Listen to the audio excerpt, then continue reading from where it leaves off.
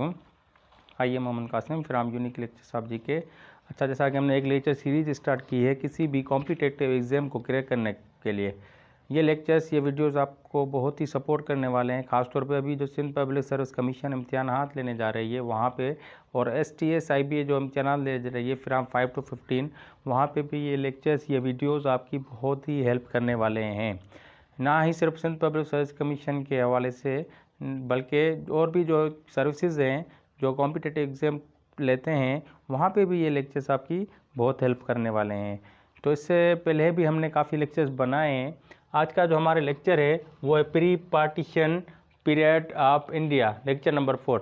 इससे पहले हमने 3 लेक्चर बनाए हैं प्री पार्टीशन का, जो कि स्टार्ट किया है हमने 1857 से 858 से, तो वहाँ से ये लेक्चर भी आप स्टार्ट किए हैं। तो आज का जो हमारा जो लेक्चर स्टार्ट है वो है कहाँ, गवर्नमेंट ऑफ इंडिया एक्ट कब आया था? वो आया था अगस्त 1935 में।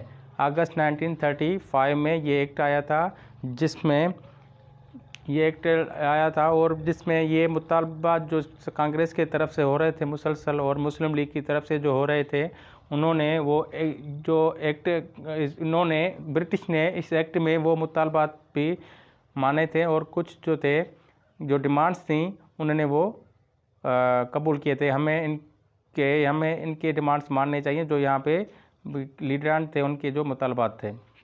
उसके बाद है पाकिस्तान के बारे में पूछा जाता है कि पाकिस्तान ने इस एक्ट को जो 1935 में आया था, पाकिस्तान ने इसे कब रिप्लेस किया था? तो इसे पाकिस्तान ने रिप्लेस किया था कब? ऑन 23 मार्च 1956 में, जो कि पाकिस्तान का फर्स्ट कॉन्स्टिट्यूशन भी कहलाता है। पाकिस्तान में अभी तक जो है 3 कॉन्स्टिट्यूशन आ चुके हैं। जो लास्ट जो आया था वो आया है 14 अगस्त 1973।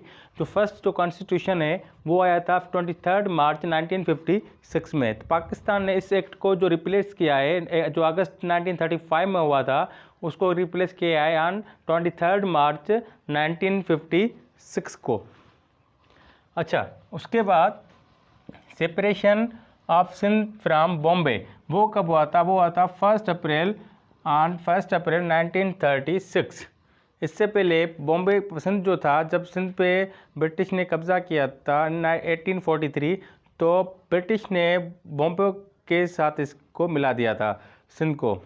तो सिंध के जो लोग थे उनको जो ऑफिस वगैरह वहाँ दूर हो गए थे, तो सिंध के जो मुतालबा था, बार बार मुतालबा कर रहे थे कि सिंध को अलग प्रोविंस की हैसियत दी जाए, ताकि जो लोग वगैरह जो आने जाने में जो मुश्किलात हैं उनके लिए वो आसानी हो जाए। तो 1 अप्रैल 1936 में सिंध को अलग प्रोविंस की हैसियत दी गई थी, जो कि बॉम्बे से अलग हुआ था ऑन 1 अप्रैल 1936। ये भी इसी एक्ट में मेंशन किया गया था कि हम सिंध को अलग से प्रोविंस की हैसियत देंगे। ब्रिटिश ने ये, और ये जो फिर ऑफिशियली जो काम वगैरह होता है तो ऑफिशियली उसको अमल में लाया गया कब? 1 अप्रैल 1936 में। उसके बाद first election was held in Sindh on, कब हुए थे वो? 7 फरवरी 1937। फर्स्ट इलेक्शन जो हुए थे सिंध में वो हुए थे 7 फरवरी 1937 में। ये सिर्फ सिंध में नहीं, बाकी और जगह पे भी इलेक्शंस हुए थे इंडिया सब कॉन्टिनेंट में।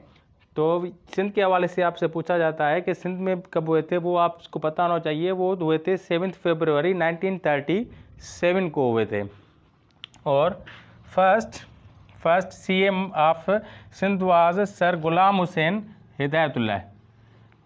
आपसे ये भी कभी कभी पूछा जाता है सिंध पब्लिक सर्विस कमीशन के हवाले से, क्योंकि ये जो लेक्चर्स हैं ये कॉम्पिटिटिव एग्ज़ाम में काफ़ी आपकी हेल्प तो कर रहे हैं। तो आप सिंध पब्लिक सर्विस कमीशन जो है वो ख़ास तौर पे आपके सिंध के हवाले से पूछता है कि सिंध में क्या हुआ था, किसने क्या, ब्रिटिश में दौर में इवेंट हुआ, कौन सा लीडर था जिसने ये इवेंट हुआ, और किसकी इसकी रहनुमाई की थी।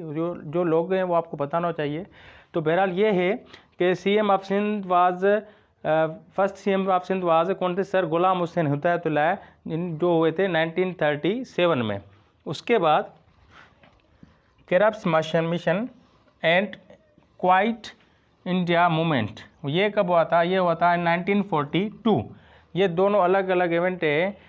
अच्छा, इसके एक्ट के आने के बाद भी ये यहाँ के लीडरान जो थे ये इनसे मुतमिन नहीं थे ब्रिटिश वगैरह से, तो वहाँ से एक कैबिनेट मिशन आया, कैबिनेट आया, एक वफद आया।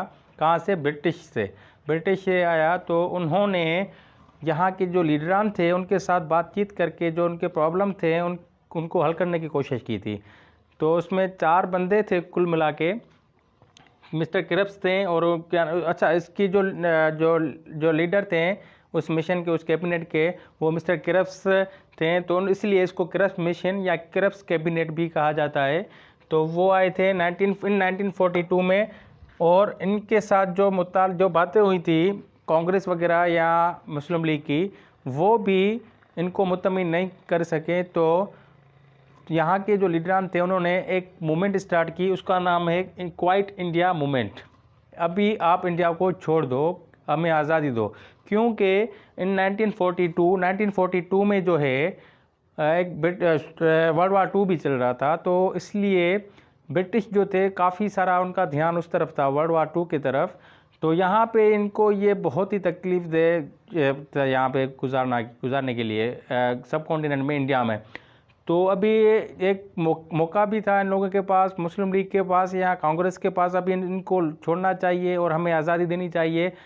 तो उन्होंने ये मिशन भी आया था 1942 में। इनके साथ जब बातचीत इनकी कोई कामयाबी नहीं दिखी तो उन्होंने एक मूवमेंट स्टार्ट की, इन क्वाइट इंडिया मूवमेंट। वो भी कब हुआ था? 1942 में। ये यार आपको ये पता होना चाहिए। उसके बाद आते हैं शिमला एक्ट।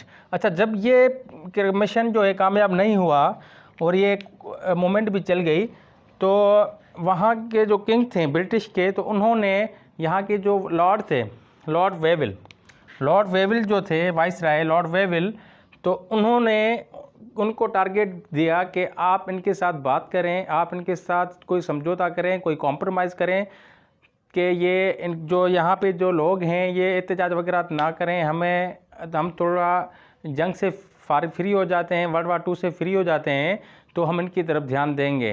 तो उसमें भी ये है कि वो भी जो लॉर्ड वेविल थे, जो कि सेकेंड लास्ट वाइसराय भी कहलाते हैं, और लास्ट जो वाइसराय है वो लॉर्ड माउंटबेटन है। तो सेकेंड लास्ट आपसे पूछा जाए कि सेकेंड लास्ट कौन था वाइसराय, तो वो लॉर्ड वेविल थे, वाइसराय लॉर्ड वेविल।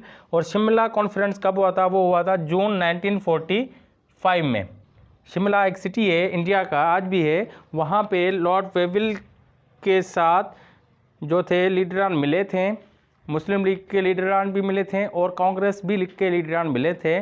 बट उनके साथ में कोई भी कामयाबी की तरफ देखा कि जब बात नहीं जा रही, तो ये भी जो कॉन्फ्रेंस थी ये भी कामयाब नहीं रही।